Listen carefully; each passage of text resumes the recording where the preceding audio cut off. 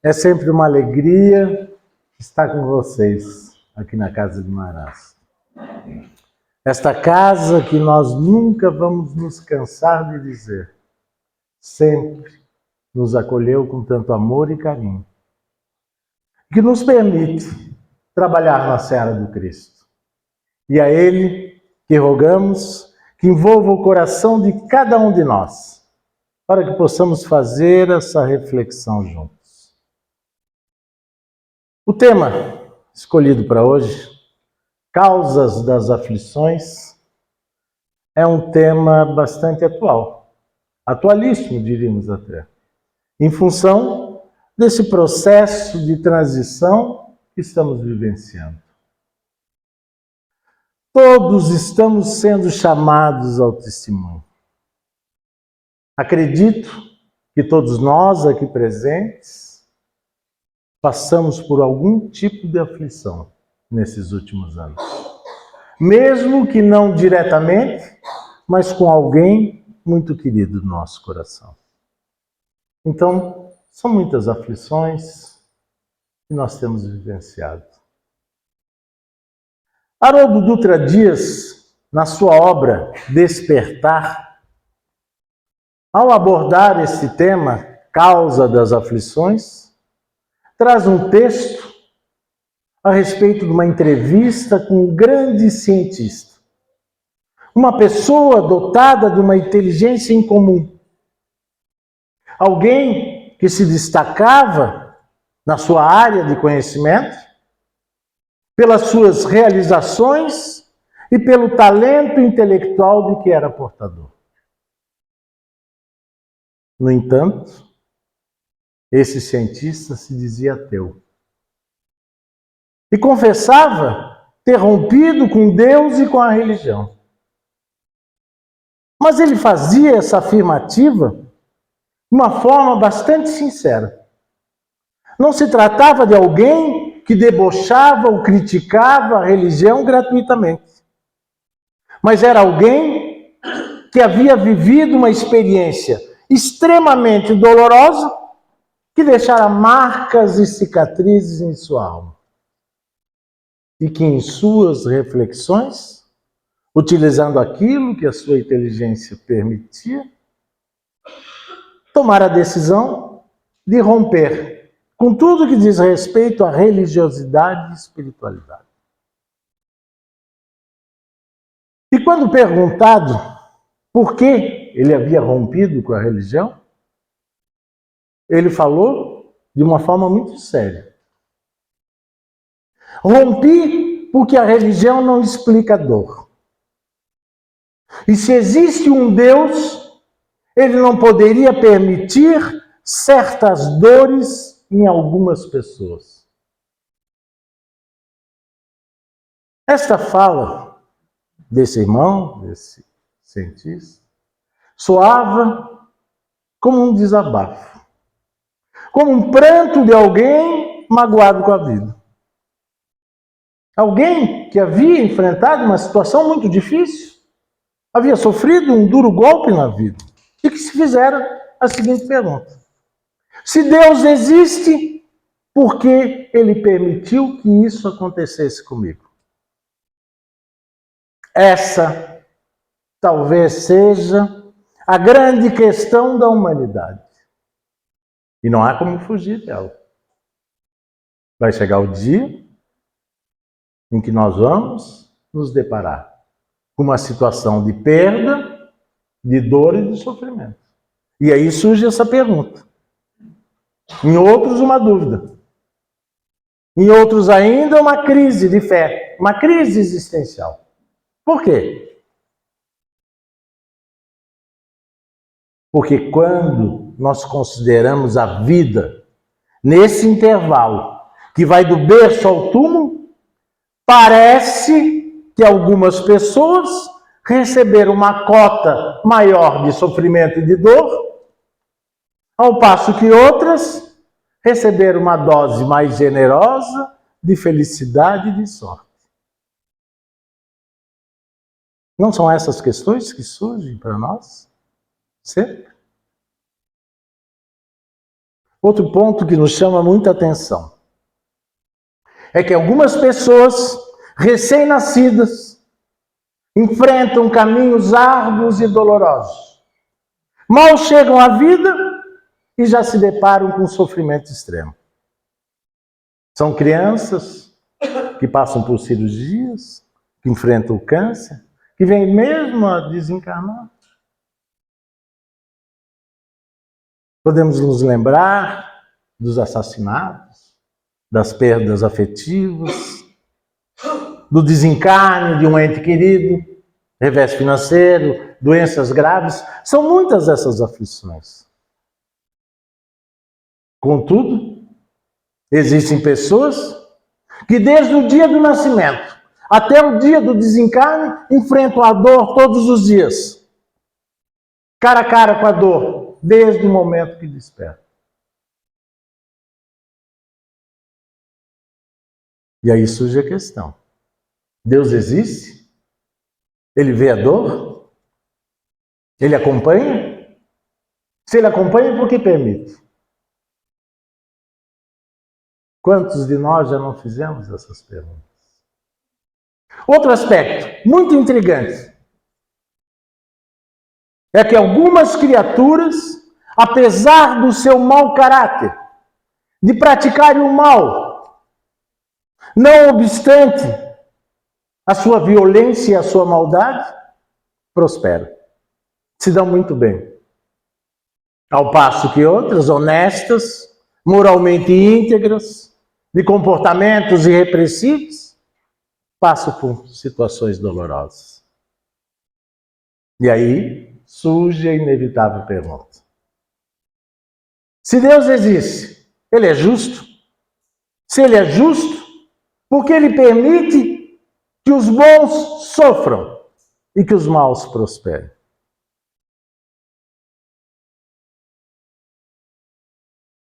Muitas respostas foram dadas a essas perguntas, mas não foram capazes de convencer, muito menos de consolar. Uma até merece destaque. É aquela que promete uma espécie de recompensa, um paraíso após a morte. Algumas correntes religiosas, filosofias, afirmam: não tem problema estar sofrendo agora. Você vai para o paraíso. Mas mesmo essa resposta não foi capaz de convencer completamente. Porque parece que o preço da passagem não é igual. Alguns pagam caro para entrar nesse barco que leva ao paraíso. Sofrem desde o nascimento. Passam situações dolorosas. Ao passo que outros têm vida normal, até feliz, e entram no mesmo barco. Vão para o mesmo paraíso. Para o mesmo hotel 5 estrelas. Onde estaria aí a justiça divina? Onde estaria a justiça de Deus? Mas em 1857, o governador espiritual da Terra enviou ao mundo o Consolador prometido, cuja missão seria esclarecer a mente humana e consolar os corações que sofrem. Como?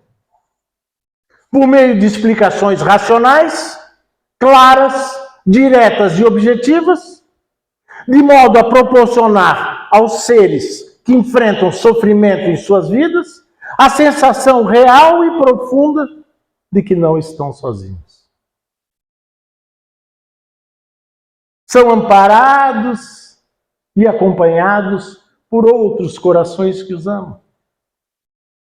Nós temos uma falange de irmãos que nos assistem. O chefe da falange é o nosso anjo da guarda, aquele que a nossa mãe nos ensinou para fazer a oração. Mas nós temos espíritos familiares, espíritos amigos, os anjos guardiões da nossa família, os anjos guardiões do bairro, da instituição, as falanges espirituais das plagas brasileiras, que nos assistem. Nós não estamos sozinhos. E o mais importante, Jesus está no leme. E dentre os muitos trabalhos entregues às mãos do codificador da doutrina espírita, um foi especial, porque foi direcionado a responder essas graves questões. Trata-se do Evangelho segundo o Espiritismo, que no seu capítulo 5, Bem-aventurados os aflitos, Kardec aborda este grande tema. O tema do sofrimento, da dor, da distribuição desigual do sofrimento entre os seres humanos, da prosperidade dos maus, da provação dos justos.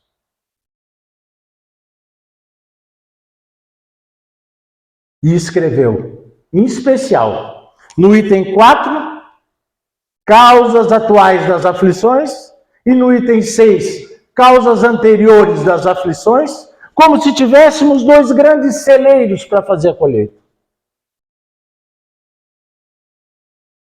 Nós vamos deixar a colheita para depois. Primeiro nós vamos entender a justiça das aflições.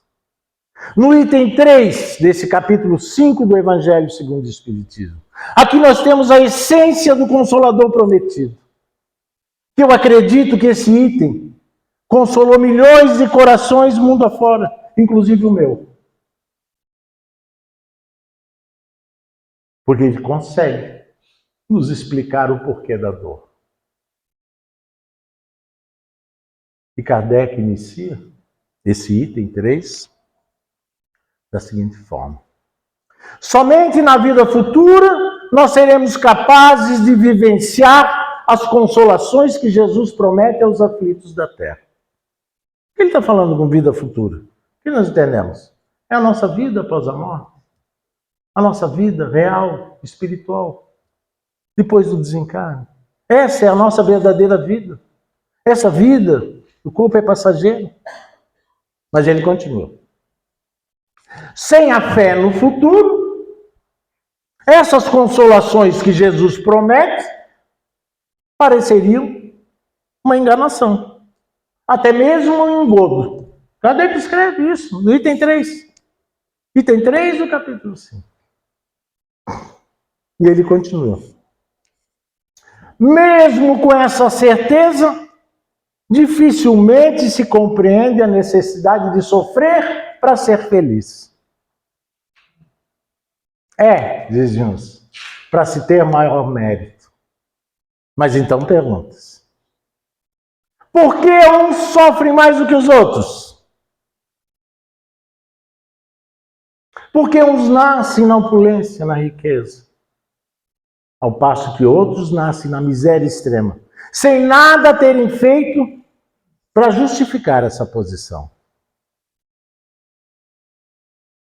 Kardec escreve isso, está lá.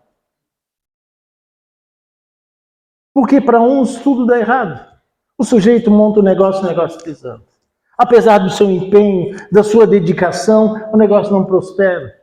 Ele se dedica e o negócio não vai. E ele monta o outro também não dá e não vai. Ao passo que para outros, tudo parece sorrir. O cara nem dá bola muito pro negócio, monta o negócio e prospera. Tudo corrobora a seu favor. E daí Kardec escreve: todavia, o que menos se compreende ainda é porque os bens e os males desse mundo são tão mal distribuídos entre o vício e a virtude.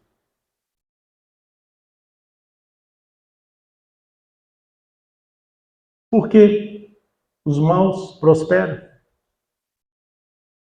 e os bons sofrem. Essas questões, com certeza, já veio até nós em algum momento da nossa vida. Quantas vezes nós já nos perguntamos isso? Aí Kardec diz: a fé no futuro, a certeza da vida futura, pode até nos trazer uma consolação.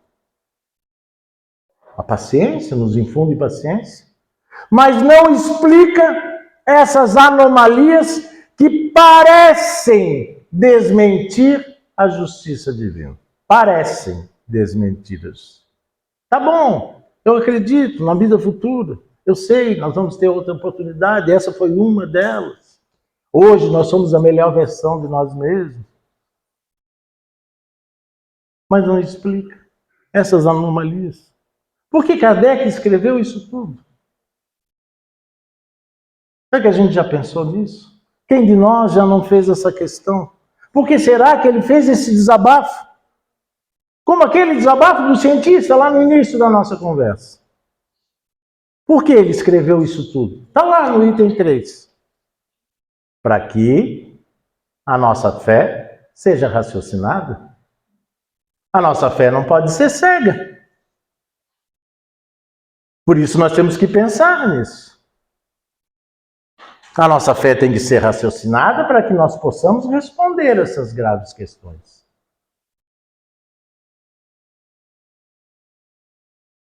E aí, meus irmãos, a partir de agora, Kardec começa a nos ensinar.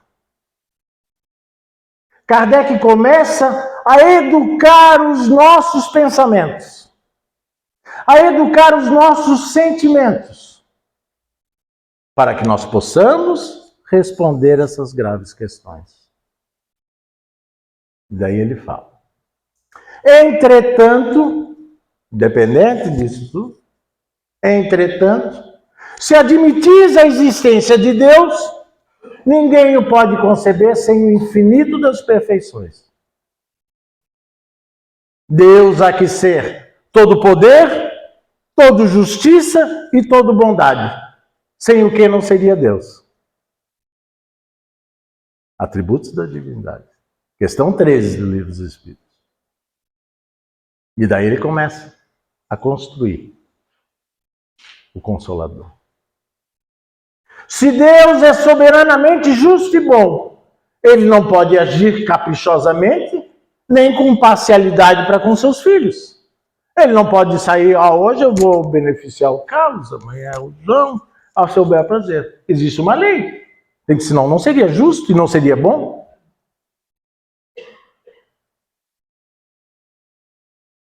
Se Deus é soberanamente justo e bom, e eu estou sofrendo, a causa desse sofrimento há que ser justa. Olha que interessante. E ele vai mais longe. Se Deus é soberanamente justo e bom, e eu estou sofrendo, a causa desse sofrimento há que ser justa. E se não encontro nesta vida, eu vou encontrar em vida passada. Aqui está o Consolador prometido. É disso que nós temos que nos compenetrar. Todas as vezes que vierem essas questões, que nos levam muitas vezes a desacreditar na justiça divina, nós devemos nos lembrar dos atributos da divindade. Porque muitas vezes achamos que aquilo está vindo para nós como um mal terrível. E é a nossa salvação. Muitas vezes achamos que aquilo é a pior coisa que poderia ter acontecido conosco. E ali é o caminho que se abriu. A porta estreita para a nossa caminhada.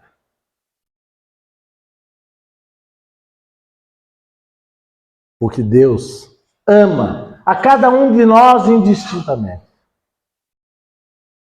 Por isso que o importante não é nós acreditarmos em Deus. Todo mundo aqui acredita em Deus? Tu acredita? Pois é, não adianta acreditar, tem que confiar. Não basta acreditar, tem que confiar. E o que é confiar em Deus, Toninho? É saber que tudo que está acontecendo conosco está certo. É o melhor para cada um de nós. Isso é confiar em Deus. Então, a maioria das nossas aflições, as nossas angústias, os nossos sofrimentos, têm diversas roupagens. Mas na essência é uma só. O nosso afastamento de Deus. Como assim? Afastamento. Todas as vezes que nós deixamos de cumprir as leis de Deus, nós estamos nos afastando de Deus. Está lá, questão 614. Que se deve entender por leis naturais. Kardec pergunta aos espíritos e eles respondem. As leis naturais são as leis de Deus. As leis divinas são naturais. As únicas capazes de nos conduzir no caminho do bem. Elas nos dizem o que nós podemos e o que nós não podemos fazer. E nós só sofremos quando nos afastamos dela.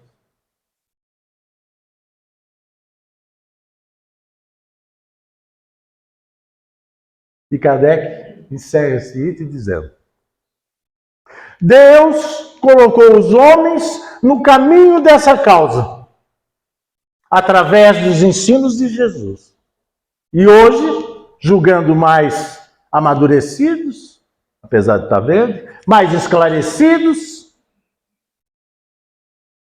revelou por inteiro, através do Espiritismo, ou seja, da palavra dos Espíritos.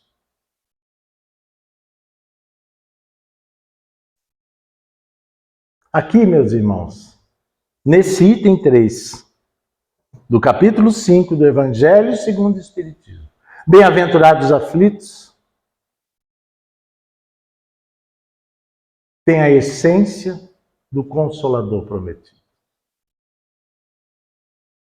que nos auxilia a responder aquelas graves questões que nós fizemos até agora.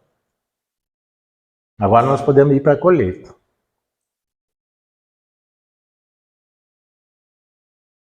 As dores por nós vividas, muitas têm sua fonte na vida atual.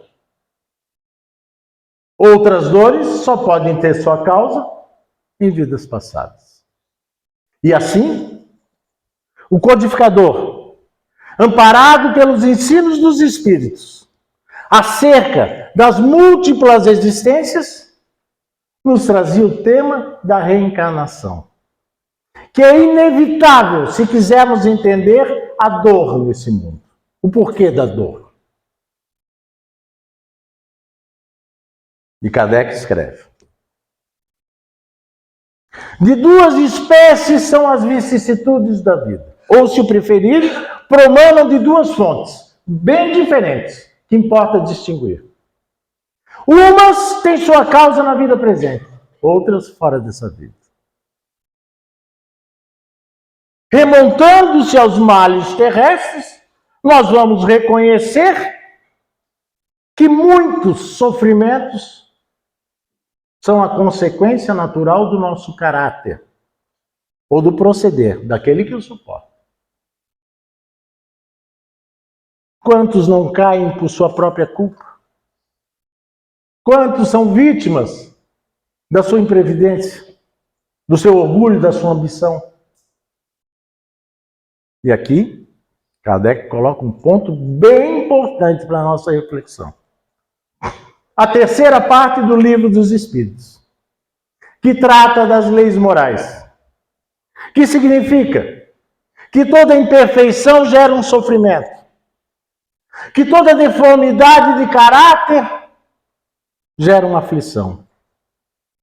Que todo comportamento injusto traz sofrimento para a nossa vida. Toda deficiência da nossa formação moral trará algum tipo de angústia ou de provação. As causas estão em nós, na nossa intimidade. Quanto sofrimento gera a nossa impaciência, o nosso orgulho, o nosso egoísmo.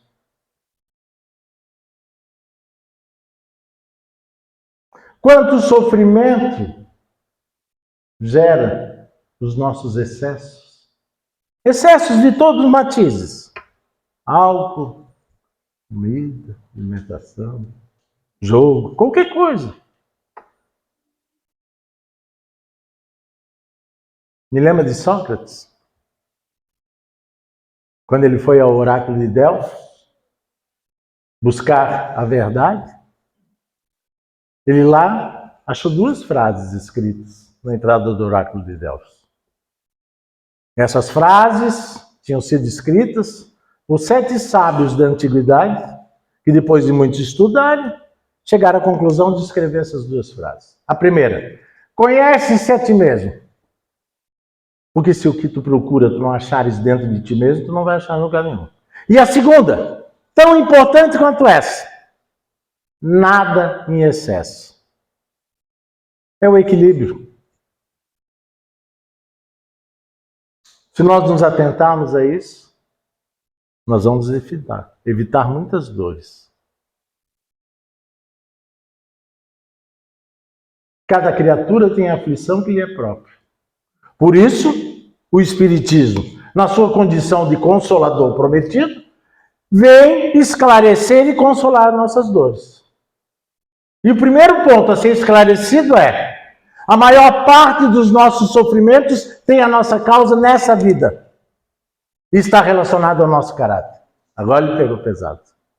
A maior parte dos nossos sofrimentos tem sua causa nesta vida. E está relacionado ao nosso caráter.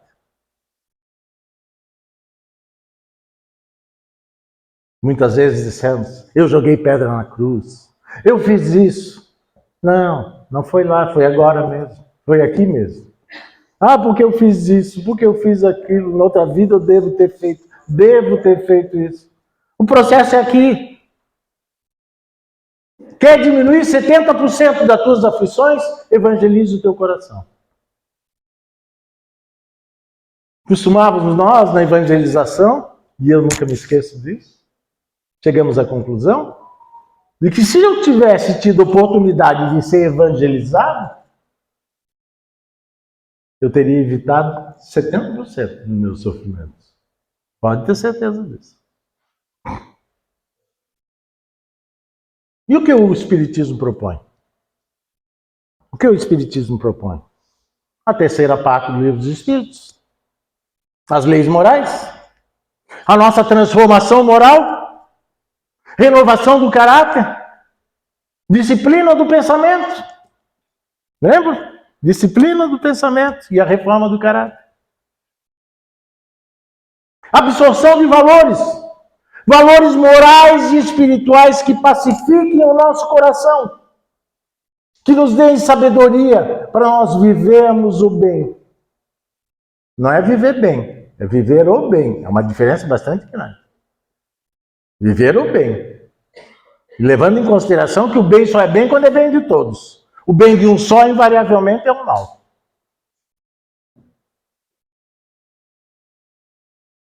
Então, depende de cada um de nós.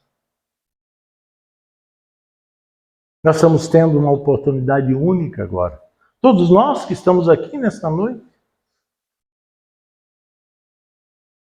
Nós temos uma diferença hoje. Cada um de nós que está aqui. Que saiu da sua casa, que deixou sua família. Que veio até aqui para escutar uma palestra.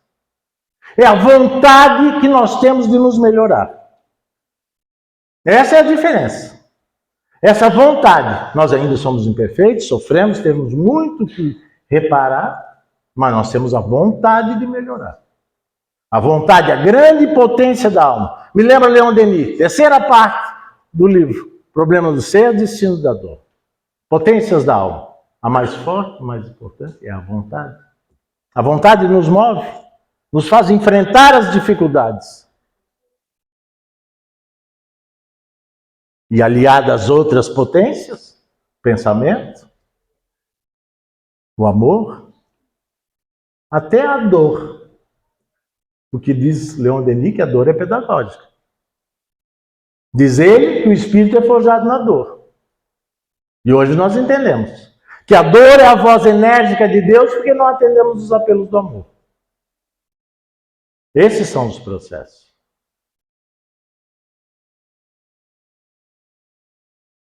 Kardec traz, do capítulo 3 do Evangelho segundo o Espiritismo, os mundos.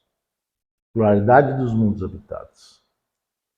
E nós sabemos que existe lá os mundos primitivos,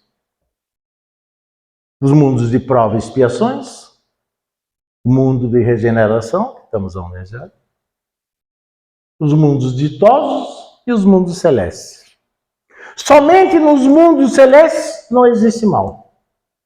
Lá, os espíritos não precisam mais encarnar no corpo físico, não estão sujeitos às vicissitudes do corpo, Lá não existe o mal. Por quê? Porque eles são espíritos puros. Vamos descer um degrau aqui. Mundos ditosos. Também não é mais necessário encarnar no corpo físico. Não estamos sujeitos às vicissitudes do corpo. Mas ainda tem um pouquinho de mal. Ainda tem alguma coisa a fazer. Nós vemos isso nas obras de André Luiz, quando nós vemos aqueles benfeitores, Clarence, todos eles dizendo, eu ainda tenho que me depurar. O cara é um anjo, santo, reza, ora por todo mundo e diz para nós. E tem um fator bastante importante. Quanto mais elevado o espírito é, mais humilde ele é. Mais ele diz que precisa melhorar. Quando tu vê o cara dizendo assim, não, eu não tenho nada disso, te preocupa porque é um negócio. Quanto mais humildade, mais elevado, mais humildade ele tem. Que, aliás, foi o primeiro ensino de Jesus, que veio na manjedoura, né? Humildade. Vamos descer um degrau. Mundo de regeneração. O que nós estamos almejando. Todos nós queremos ir para lá. Estamos num processo de transição. Isso é coisa linda.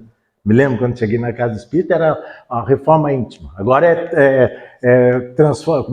a nossa transição planetária. Agora o negócio é transição planetária. Estamos indo para o mundo de regeneração. Mundo de regeneração, o bem e o mal se equivalem. Kardec escreveu, está lá. O bem e o mal se equivalem. Então ainda existem pessoas que vão fazer a escolha de praticar o mal. Qual é a diferença? É a vontade de melhorar. É isso que está nos levando para lá. Essa vontade que nós temos de nos melhorar. Vamos descer um degrauzinho. Mundo de provas e expiações. Mundo de provas e expiações, o mal predomina. O mal predomina. E como nós temos o livre-arbítrio, nós podemos escolher praticar o mal. E todas as vezes que nós praticamos o mal, a lei de justiça diz que nós temos que reparar. Então, aquelas pessoas que nascem e sofrem desde o dia do nascimento, desde o processo até o dia do desencarne, são as mesmas pessoas que na outra encarnação escolheram praticar o mal. Aqui estão as causas anteriores das aflições.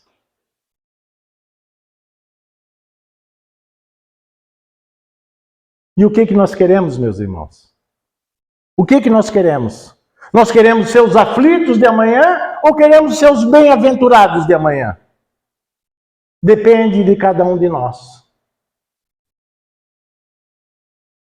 Depende de cada um de nós. Uns vão chegar mais rápido, outros mais devagar. Mas uma coisa é certa. Nós fomos criados simples e ignorantes, mas perfectíveis.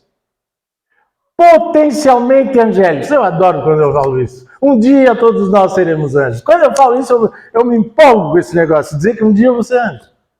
Mas é uma verdade. Fomos criados potencialmente angélicos. Um dia todos nós seremos anjos. Isso é uma coisa mais linda do mundo. E por que será que Jesus ama a cada um de nós que está aqui essa noite? Por que será? Porque quando Ele olha para nós, Ele sabe no que nós vamos nos transformar. Ele sabe que são processos que nós estamos enfrentando. E por que Ele sabe? Porque Ele passou por tudo isso. Por isso Ele é o guia e modelo. Só alguém que conhece a estrada, o caminho para nos conduzir. Só alguém sabe as dificuldades, as armadilhas para nos orientar. Por isso, meus irmãos, tem um texto que eu sempre trago e falo, todas as vezes que nós nos encontramos aqui. É que ninguém de nós nasce sem planejamento. Nós conversamos com os nossos orientadores antes de encarnar.